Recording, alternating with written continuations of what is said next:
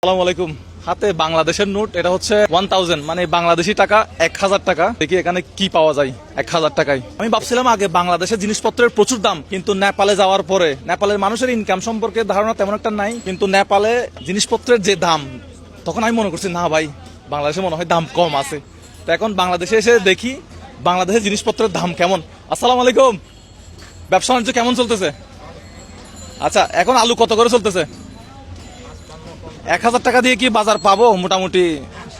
হ্যাঁ, দেখি আলু দেন তো।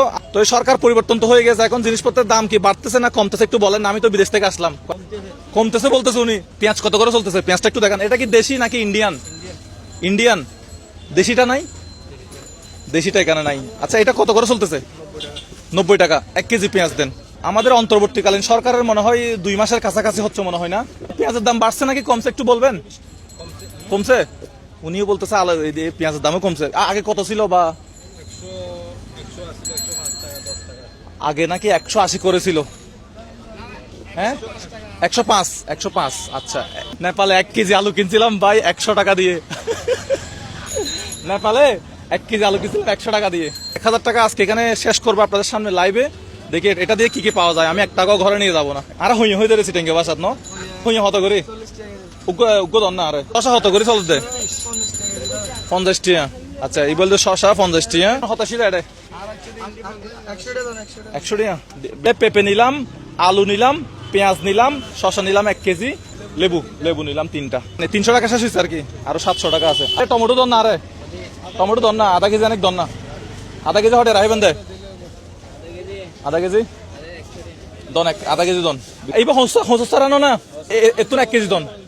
এইবার 1 কেজি হতো 1 কেজি ই বলতে 1 কেজি 80। কচুর সারা 1 কেজি 80। ও ভেন্ডি হতো 80 টিয়া। আধা কেজি লইলেও ভালো না, আধা কেজি দন। তোর লইটা হতো করি 80 টাকা। আচ্ছা, কত কত আসছে? ঢেঁড়স হতো না? ভেন্ডি ঢেঁড়স হতো কি নাম আর বাংলা ভাষা। ভেন্ডি ঢেঁড়স এবার হতো কত না? টিয়া নাকি কেজি? কেজি না। আচ্ছা 10 হতো নাই, 1.5 কেজি মতো। তা 1 কেজি হতুন। আচ্ছা 50, 1.5 কেজি হতুন এসে 75। ঠিক আছে, তাহলে 380 টাকা ফেরত দিই। আচ্ছা, এখন আর কি লইতাম? কি হবে? কাকরল হবে নাকি? 1 কেজি দাও। এই আজকে লইট্টা মাছ নিব। লইট্টা ফ্রাইটা খুব ভালো, গতকালকে না পরশু রান্না করছে, খুবই ভালো। লইট্টা ফ্রাইকে আগে অনেক অবহেলা করতাম, কিন্তু লইট্টার কেজি এখন 200-250 টাকা। লইট্টা আমার এখন খুব ভালো লাগে, কারণ দাম অনেক বেড়ে গেছে।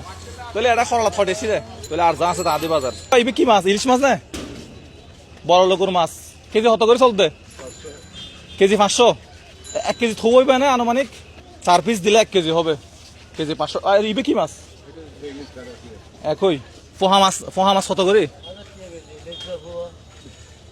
হ্যাঁ, আচ্ছা লইট্টা মাছ নাই? তো লইট্টা মাছ মোটামুটি সস্তা আছে পাল্লা। মানে শাকসবজি গুলো সব ফ্রেশ ভাই, একটা থেকে একটা সুন্দর। এগুলো বাস করল না ভাই, সুন্দর তো এটা। ইবে কত করি? যদিও আর খাইবার অভ্যাস নাই। 60 টাকা না? আচ্ছা, এগুলো কারা নেই? পাহাড়ি যারা আছে তারা নেই ভাই। এটা কি কি দিয়ে খাই? আচ্ছা, চিংড়ি মাছ দিয়ে খাই। নতুন বাজারে আসলে যা হয় আর কি। আচ্ছা, পুঁইশাকের বিচি বড় হয়েছে হতো না? বড় হয়েছে কত করে? 140। আধা কেজি দিন না পারবে? 140 আধা কেজি দাও না। তো জিনিসপত্রের দাম বাড়ে না হবে? আর কি অবস্থা দেশর? মোটামুটি না, মানে খারাপ তো নাই। আগেও তো মোটামুটি আসিল, ব্যানও আসিল।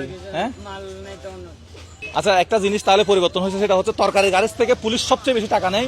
এটা বন্ধ হয়েছে ওনারা বলতেছে। ঠিক আছে, এটা তো শিওর হয়ে বলতেছেন। তরকারি গাড়ি আমি দেখছি, তরকারি গাড়ি থেকে পুলিশ মানে টাকা নেই, ওইটা তাহলে বন্ধ হয়েছে। একটা দিক দিয়ে মনে হয় ভালো হয়েছে। তো লইট্টা মাছ কত করে চলতে? 160।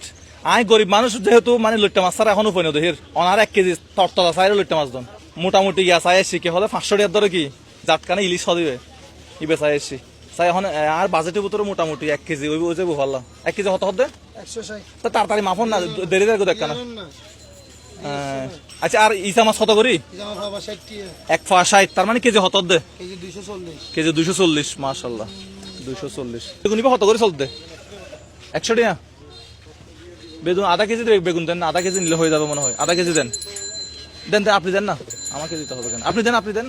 আপনি খারাপ দিবেন না আমি জানি, আপনি ভালো দিবেন। 20 টাকার পাতা করে দিয়েছে, একটু কম আছে। আচ্ছা 20 টাকার পাতা করে দিয়েছে এখানে, এই তো 6-7টা দিচ্ছেন মনে হয় না? দেন বেগুন এখানে দেন। তাহলে কত আসছে? 50। 50 টাকা। এলে 40 টাকা মতো আছে। আর 40 টাকায় কি পাওয়া যায়? বাজার ব্যাগ কটা টাইম দে কোন পাশে? ভাই গো বাজারের ব্যাগ দাও তো। ও ভাই গো সপ্তাহ সাইডে বাজারের ব্যাগ দাও। 1000 টাকা বাজার করছি আজ 20 টাকা নেবে? 10 টাকা। কি হ নেপাল থেকে একটা বাজারের ব্যাগ নিয়েছিলাম 30 টাকা দিয়ে মনে হয়। বাজার নিয়েছি ঠাস করে ছিঁড়ে পড়ে গেছে। 30 টাকা আছে, এগুলো কি করতাম? ধরো 30 টাকা হটে আছে তাই 30-35 টাকা মনে হয়। আচ্ছা তাহলে আজকে আমি মূলত এগুলোই বাজার করলাম, এখানে 30-35 টাকা ছিল, এগুলো আমি ওনার দিয়ে দিলাম। তাহলে 1000 টাকায় মোটামুটি আজকে কি বাজার পাইছি সেটা তো আপনাদেরকে দেখাইছি। আপনারা যেটা দেখছেন এই মুহূর্তে এসে 18-19 মিনিট পর্যন্ত আমি 1000 টাকা দিয়ে বাজার করলাম। তো আমার বাজেটের মধ্যে যেগুলো যেগুলো আসছে সেগুলো আমি মূলত 1000 টাকা দিয়ে 1000 টাকার ভিতরে করার চেষ্টা করলাম আর কি। দ্রব্যমূল্যের দাম কেমন সেটা আমি আসলে বলতে পারি না, এটা আসলে এক একজনের ইনকাম এক এক ধরনের। কেউ ইনকাম করে 10,000 টাকা, কেউ ইনকাম করে 1 লাখ টাকা। দ্রব্যমূল্যের দাম কেমন এটা আমি আমি বললে মনে হয় ভালো হবে না, আপনারা বলবেন আসলে জিনিসপত্রের বর্তমান দাম কেমন, আপনাদের কি অবস্থা যাচ্ছে। নেপালের তুলনায় বাংলাদেশের জিনিসপত্রের দাম আমার কাছে অনেক কম মনে হয়েছে, তবে নেপালের মানুষ কেমন টাকা ইনকাম করে সেটা আমি জানি না। তবে বাংলাদেশের মানুষ কেমন ইনকাম করতেছে সেটা তো আপনারা দেখতেছেন। তাহলে এটা বিদায় নিচ্ছে হচ্ছে চট্টগ্রামের চক বাজার থেকে।